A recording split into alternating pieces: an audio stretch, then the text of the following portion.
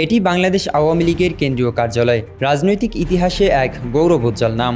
রাজধানীর গুলিস্তানে অবস্থিত এই 10তলা ভবন থেকেই দেশের অসংখ্য গুরুত্বপূর্ণ সিদ্ধান্ত, আন্দোলন এবং কৌশল নির্ধারিত হয়েছে এক সময়। কিন্তু আজ এই ভবন ঘিরেই তৈরি হয়েছে তীব্র বিতর্ক আর প্রশ্ন।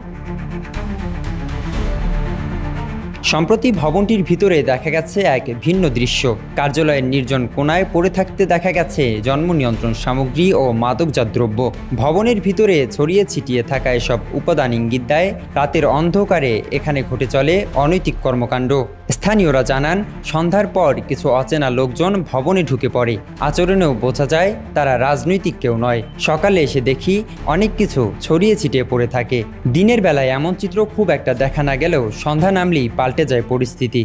বাংলাদেশের একমাত্র স্মার্ট সিটি বসুন্ধরা এখন আরো নিরাপদ, আধুনিকতায় আরো এক ধাপ এগিয়ে।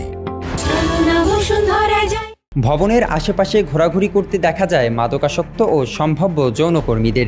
ভবনের উপর দিকে উঠলেই চোখে পড়ে ছেঁড়া চাদর, বিছানার মতো কিছু অস্থায়ী ব্যবস্থাপনা এবং ব্যবহৃত নানা উপকরণ, যা নিঃসন্দেহে অনৈতিকতার ইঙ্গিত দেয়।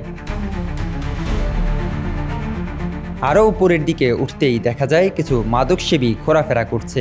চোখ এড়ায় না যৌনকর্মীদের উপস্থিতিও। একসময় যে ভবন ছিল জাতীয় রাজনীতির আলোচনার প্রাণকেন্দ্র, আজ সেখানে ছড়িয়ে পড়েছে অপসংস্কৃতি, অবক্ষয় আর লজ্জাজনক অনৈতিকতার ছায়া।